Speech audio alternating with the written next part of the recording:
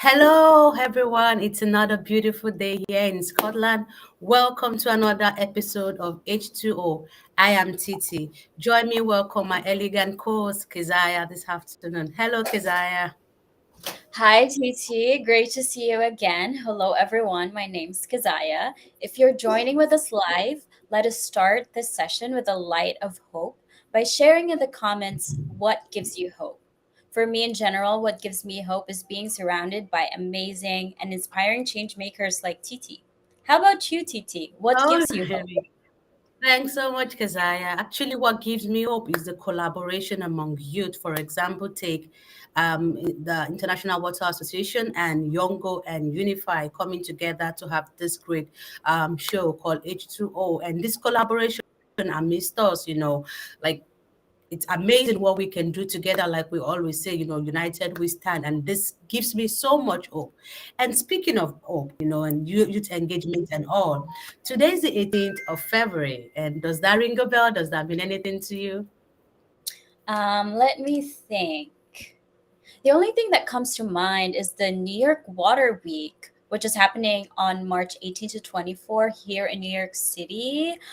And actually, TT, if you didn't know, the submission to host a side event or a gathering or a networking event at the New York Water Week is actually open. And to those who don't know, New York Water Week is open to everyone. Like it is open.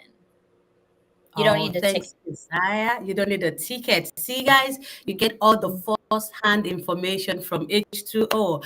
And actually, that's true, it's encouraging to see water issues being taken seriously, for the first time alongside with climate issues. And it's amazing that all different stakeholders are paying attention to water. Water is something that is essential to us all. What do you think about that, Keziah?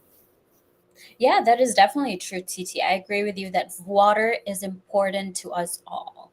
Like, we cannot emphasize enough the importance of water. And also, we cannot afford to delay and let our differences get in the way in tackling, the water and climate challenges that we're facing right now. So yeah, any thoughts? Yeah, I think I like the fact that the New York Water Conference is happening the same week with the UN 2023 Water Conference, and it's in the same location, New York. So for those of you who already have your visa to the New York, maybe your C2 visa or your B1 visa, it's just in 1 week, so you can attend the New York Water Show and still also attend the UN 2023 Water, which actually works. And actually, speaking of tackling water challenges and all, I always know you have someone special for us. Who is a special guest for today? So, TT, our special guest today is Mr. Neil Dhot. Neil Dhot was appointed Executive Director at AquaFed in 2017. He joined the Federation from Water UK, where he was head of corporate affairs. Prior to that, he was Secretary General of EUR-EAU, the European Federation of Water Associations. Before joining the water sector in 2013, Neil was head of public affairs at the UK Financial Services Authority during the global financial crash. He started his career as a journalist and has held Oh, senior public relation roles at local municipal authorities in the UK. He has an academic background in politics and law with an additional master's of business administration. TT, help me oh, welcome our special guest for today, Mr. Neil. That's an amazing bio.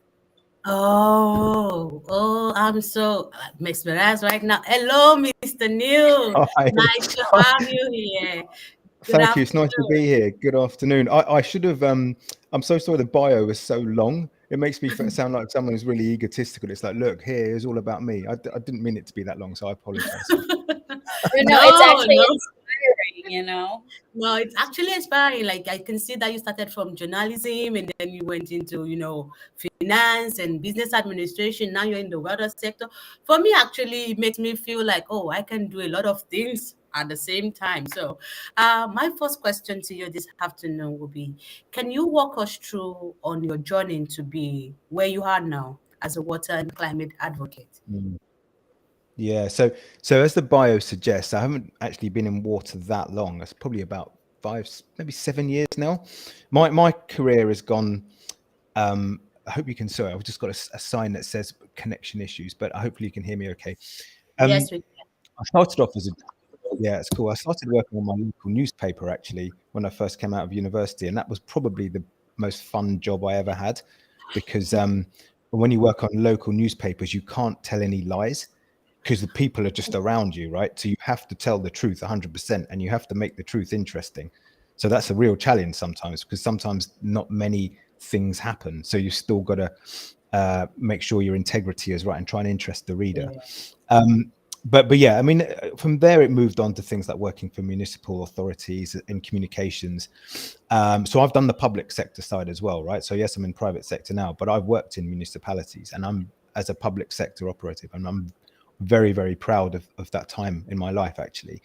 The interesting one was working in the financial services crash in 2008. You two are probably just babies then, quite honestly. It's quite a long time ago now, but we're still feeling the impacts of what happened in 2008 now. But my job was to try and explain why it happened to politicians in England, because I was part of the regulator. And it was a complicated set of reasons why. And I don't think the politicians always were interested in complicated answers. They just wanted snappy things, Yeah. right? Whether they just didn't have the headspace to get around the real issues. So anyway, after that, I got into water, and then on a national level and then international now. And first of all, working in Brussels, which was great fun. But now I've got these great opportunities to do things like this today, and that's the best part of my job. Actually, is doing things like this in the communication aspect and talking to you two. Oh, thank you so much. Mhm. I like the fact that you kind of like walk your way from the down to the top. A lot of youth, when we see people like you, we just assume that you just woke up one morning and you found No, yourself in such places. But it's amazing to hear no. that You can walk your way through from being even just like a journalist right away from school, and then growing and gathering all the experiences and the skills, and then taking it into using it into something that you can use later and leverage on in future. That's it, right, Titi? You got to, as you say, you got to work hard. And I started with nothing, right? And the salary was almost zero. It was not even worth it. I would have earned more actually just taking government state money from the government, right, when I first started job. But you just got to work hard, be humble, and try and be in the right place at the right time. And a lot of people, like a lot of young people, I didn't have a career plan in mind. I didn't know what I wanted to do, but I just worked it out as I went along. But that's probably not the best advice, and I probably won't be telling my kids that at all, right? But we're telling them now, you got to do something. You got to be clear what you want. And they're only 11 and 13, and we're like, why don't you have a career plan yet? But sometimes it just works out if you just work hard, I think, and be prepared to do the horrible jobs and start from the bottom. It's very important. Oh, thank you so much. And speaking of play your role, you said today we're talking about multi-stakeholders. For audiences who are not really familiar with the term, I would like you to explain what a multi-stakeholder is and what is the role of multi-stakeholder partnership in advancing water and climate agenda. Yeah, do you know what, multi-stakeholder? Yeah, it's this jargon word. I translate it as everyone working together, quite honestly, right? And recognizing that we all bring things to the party here. Yeah.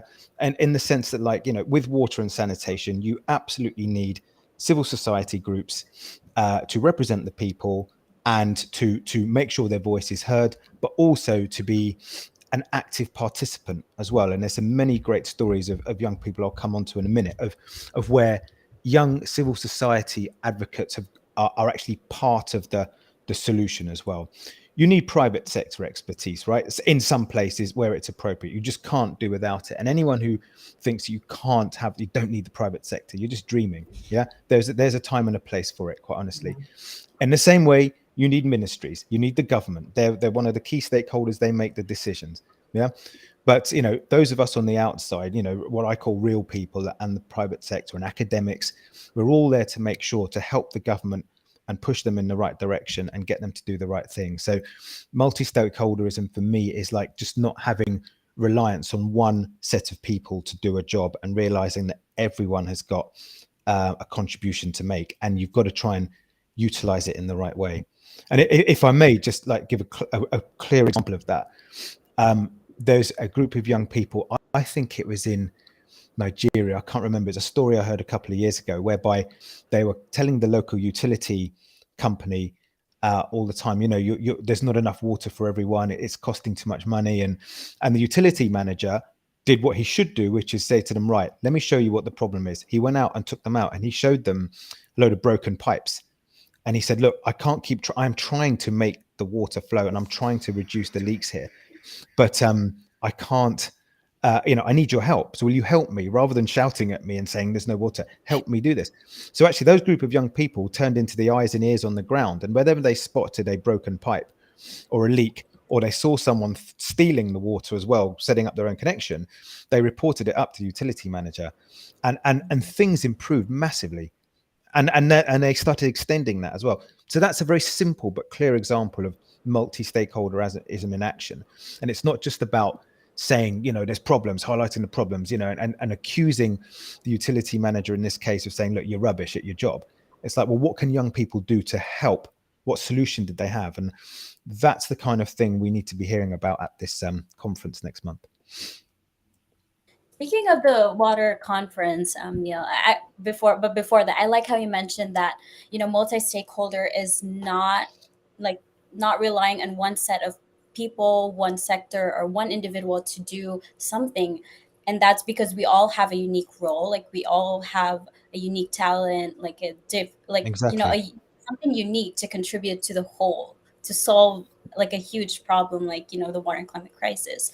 And speaking of the UN Water Conference, it's actually, I believe, the second one since 1977, and it's pretty historic that it's actually, correct me if I'm wrong, it's a momentous moment where water is gaining momentum in in collaboration alongside, SDG 13.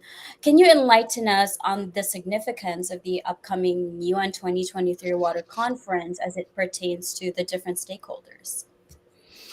I hope it's going to be. I hope you're quite optimistic, and I hope that we do get water and sanitation onto the same level as SDG 13. I don't think we're there yet, quite honestly, but we're getting there definitely, and I think that this conference, that the key to success of this conference, and we don't have much time left, but there's still time, is to be talking to your ministers now as young people. Sorry, because I'm kind of answering your question, but also kind of taking it on a slightly different route, because I'm just trying to help. I'm very focused on what young people can do right now, right? And there's still time left to be making sure that the speeches that your ministers make or the ambassadors make on behalf of your ministries are reflective of what you want them to say and what messages that youth want. And if you work back, we should have been doing this. Not me, you as youth could have and should have been doing this perhaps 6 months ago up until now. And I know some of you have, definitely. I know some of you have, and there's still time. There is still time right now to be focusing on telling your governments what it is you want said on behalf of youth and what commitments you want made next month, because it's around about now is the crucial time when those speeches are kind of being written, because there is going to be hours and hours of political speeches, right, as well as the other events. And the key thing is to get it raised at those level, at the plenaries. So plenaries is the big meetings where the politicians and the ambassadors speak at, right? And there's hours of it, and every country after country will speak. But will they say anything about youth? And if so, what? And what will they talk about in terms of what youth want on water and climate? And you still have a little bit of time left to influence that. Otherwise, yeah, you'll be at New York Water Week, and some of you who are going to be there, you'll have your Insta photos and you'll have your tweets and stuff, but which is great, right? And you'll be representing. But what can you say you've actually achieved? How have you really influenced? Have you been into the process, which is quite a boring thing because it's about writing letters and emails and repetitively doing it. It's not exciting. It's hard work, but you still have time to do that. Okay, so because I apologize for taking your question and turning it into a bit of a sermon, but it's the message I wanted to get across more than anything to young people watching this, is you've got to don't be focusing on your own echo chamber at things like New York Water Week, which are going to be great. You have got to make sure that decision makers come out to your events if you're going to do something there. Yeah. Otherwise you're just going to be talking to yourselves. And little things like when you go on social media, when you tweet out and you put stuff on Insta, please don't say things like, I'm inspired to be here because, so good to be here. I see a lot of those tweets. Do those things if you want to, but also share the information that you've heard with others, because there's not enough of that at all. And everyone's about, that's not a youth thing, that's an everyone problem, right? I just think we completely misuse and misunderstand social media in that way, that we don't actually tell each other anything. We just say, yeah, I was here, I was there, I was at this conference, I was at that conference. Great, so what? Who cares? What did you learn? And what do you need to tell your fellow youngsters? Yeah, so that they can then repeat that message and they can be telling their own ministries the same thing.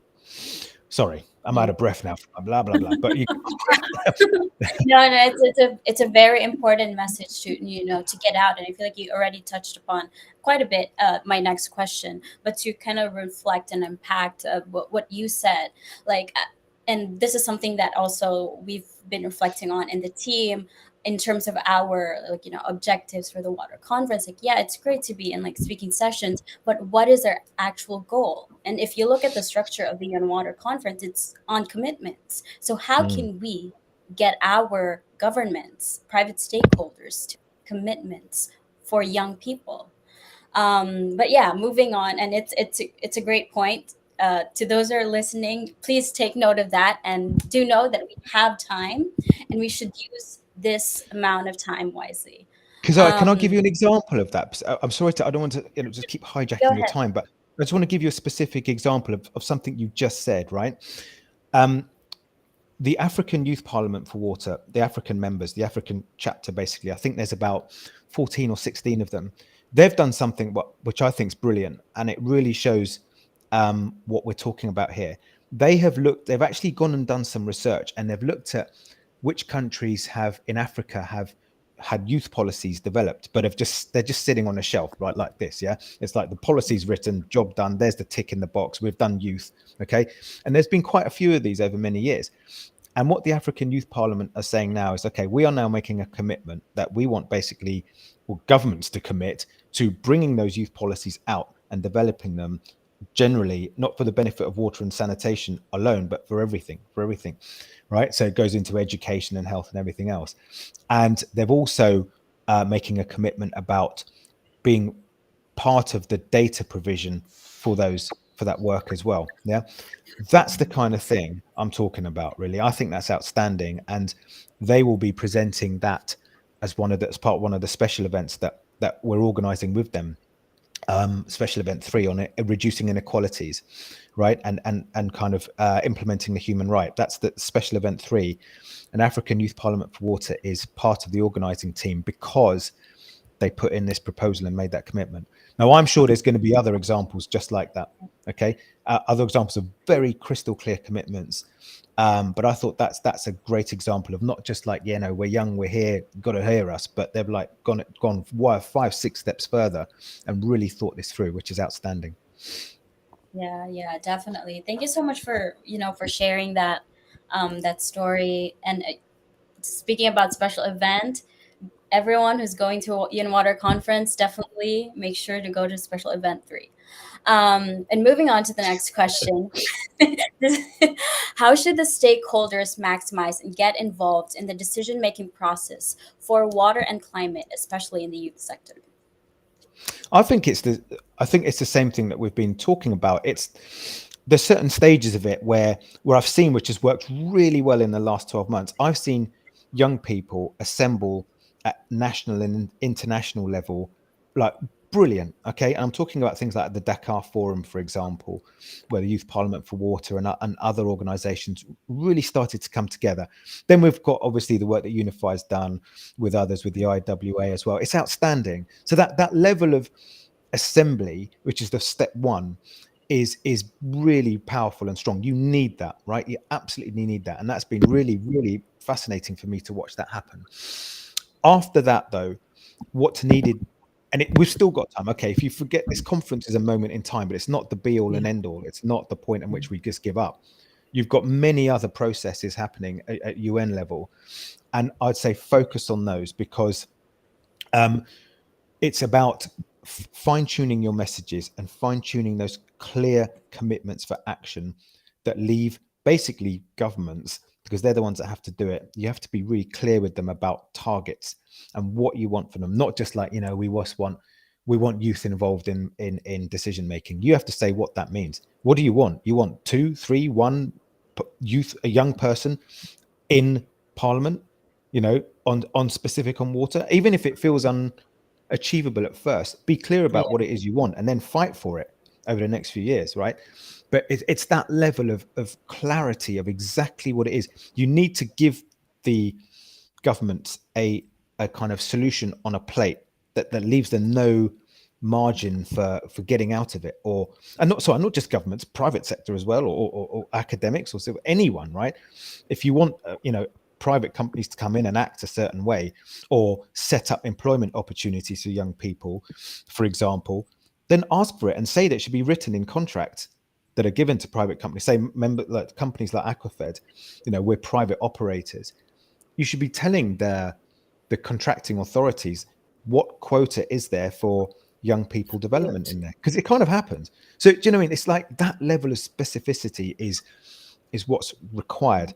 So even if we don't get to that at the conference, see the March conference as perhaps a starting point for that, and realize you've got the high level political forum in the summer. Then there's going to be the SDG summit as well, and on and on and on it goes, right? But it's what I would say, my number one piece of advice for young people is don't sit outside the process. Okay, you've done in water and sanitation, you've done a great job of getting together. Now it's time to really fight for it and be specific about what you want over a sustained period. Thank you so much, Neil. I can see the passion and everything. You can go on and on for hours, but Yeah, everyone and Neil will be back after a very short break where you can ask your questions. So please, this is the time you get your pen, your papers, write your questions, put them in the chat, and we can ask Neil, and you can hear your answers to them. All right. So we'll see you after this 30-second ad. See you later.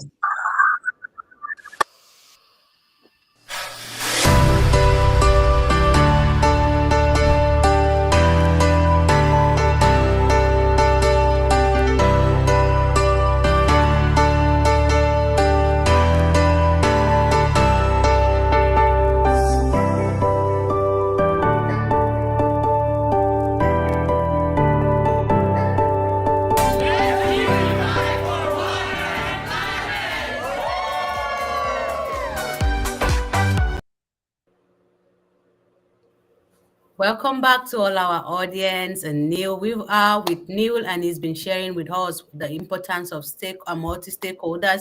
Above all, he's been sharing with us the importance of partnership, And one thing I think I picked from his session is the fact that we, the youth, we have to be specific. We have to know what we want and be specific, and we have to drive that information onto the part where we see actions following, not just policies and commitment, but see actions from every stakeholders. And I think with this, going to UN 2023 conference, we would know what we want to do and what we should do. So I'm going to be asking the first question from. We have a question from Regine, and she says that, what are the key challenges related to the effective engagement of multi-stakeholders in advancing water and climate action? I think the key challenge is having the setup. It goes to, again, what we were just talking about, and I think to Keziah's last question, it's having the setup, what we call the governance in place, that allows for different voices to be heard and a very clear path of decision making and involvement. And I think even what we might call developed countries sometimes struggle with that, let alone developing countries, or sort of lower and middle income countries.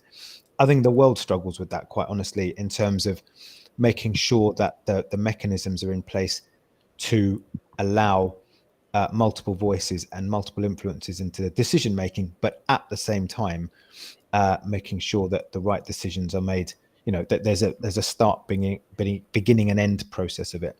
And I'm talking quite vaguely, but it is kind of the setup, I think, is quite hard sometimes. Oh, thank you so much. And that takes us to the next question, actually. This is from Susmita. She's asking, do the stakeholders all see the problem in water and climate crisis? As in, do they see it the same way? And is the goal in the same way? If not, what are the differences in perspectives, say, from water and climate? Well, great question. And I I think that, like, probably there are millions of different ways in which stakeholders see the problems.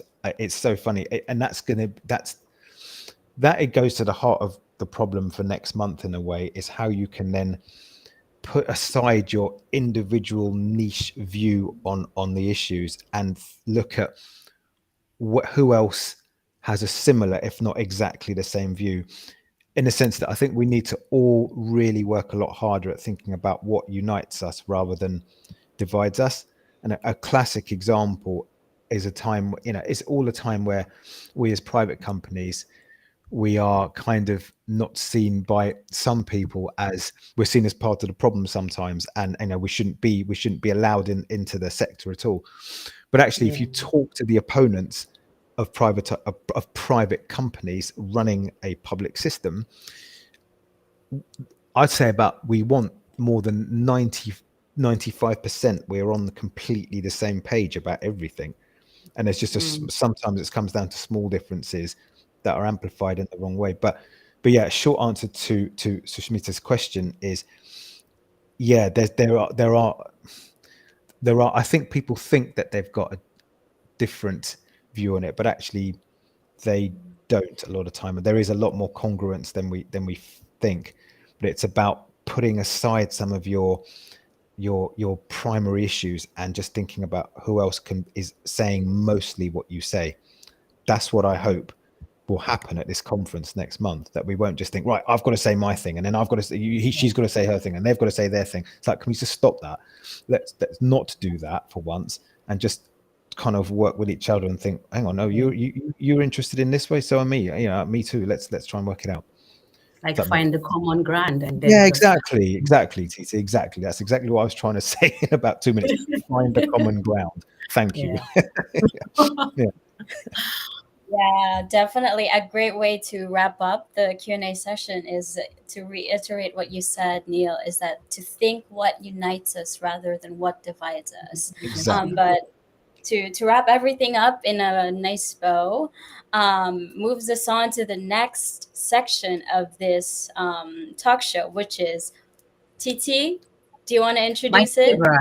My favorite. Okay, so this is the segment we call It's Time for Waterfall. So Waterfall is the segment where we get to ask our special guest in the house personal questions. So we've heard all about the water, and yeah, we like that. But we do know you have some personal, life, and we try to prive at this show and learn one or two things.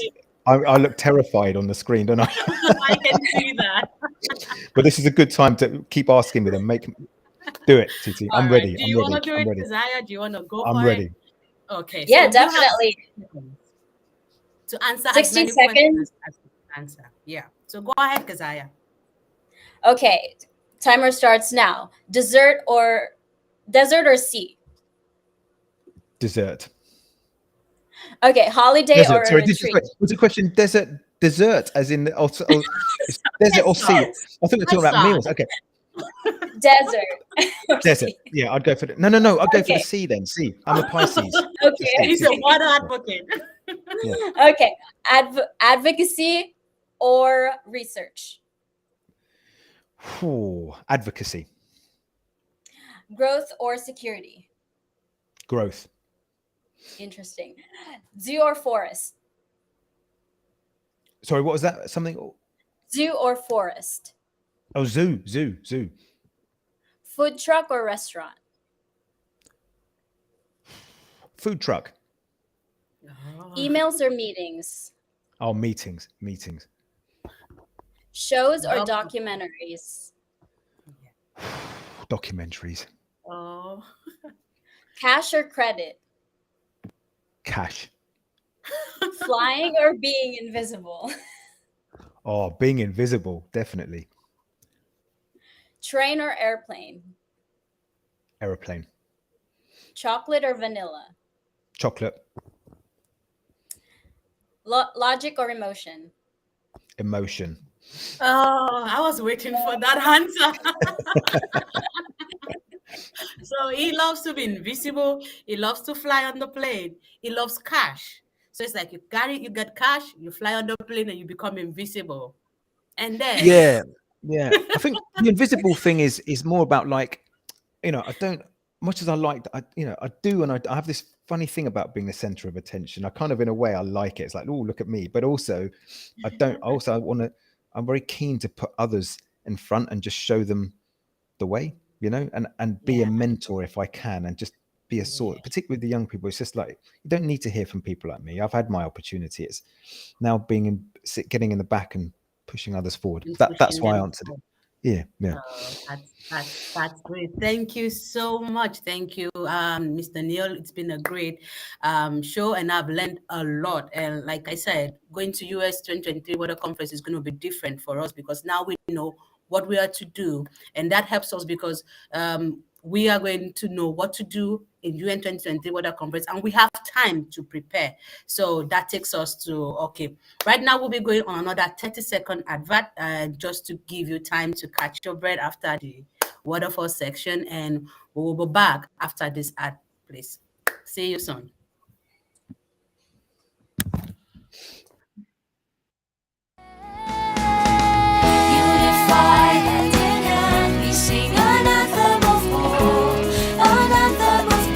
Our voice tomorrow.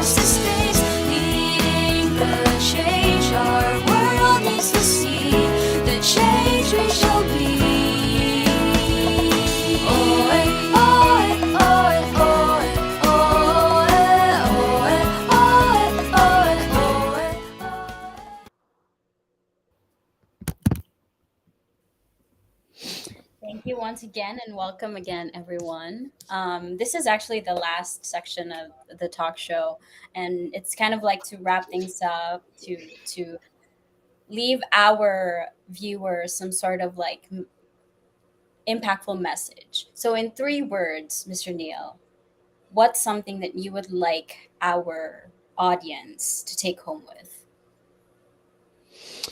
In 3 words. Yes. Okay, so it's so for want of a better word, okay, it's lobby, lobby, lobby. All right. In that sense, what I mean is it goes back to what I said earlier, which is get in contact with your governments and your representatives now. Don't delay. You've still got time, and make sure your voice is heard in the process. Is what I would say. Okay. So it's a wrap up. It's lobby, lobby, lobby. For me, I'll say it's lobby, it's commitment followed by action. So when you lobby for them, make sure that this lobby don't just end at the conversation. Make sure that they become commitment, and then Yeah. you lobby to make sure that you see action. So it's lobby, lobby all the way down. Youth, you've got a lot of lobbying to do. So you have to step up your relationship skills, communication skills, data skills, and research skills as well. Oh, I think I've learned so much from this episode. What do you say, Keziah? Yeah, I definitely agree with you, TT. Once again, a very insightful episode, as I can say. And we would like to thank all our partners at International Water Association, Youngo Water and Climate Working Group, and Unify for putting this episode all together. And of course, it's always a pleasure to co-host with you, TT. And thank you so much, Mr. Neil, for being our special guest for today and sharing with us your knowledge and how youth can effectively engage at the UN Water Conference, considering that we still have time, although not as much, but there's still a chance. Still time. Still time. Yeah. Thank you both very much. Thank you for this And opportunity. It's thank you great. to all our audience as well. Thank you so much. And to the technical crew, we couldn't have done this without you. And thank you, Mr. Neil, once again for gracing this opportunity to talk to us and tell us what we need to be done. Thank you so much, and see Have I you got time next to say one thing, or are we finished? Oh, okay. Yes. Go Very ahead. quickly. I just wanted to the audience, if you've got any questions about the conference, find me on LinkedIn and I can answer it for you, because I'm quite into the process, and sometimes it's all a bit opaque and there's lots of stuff going on.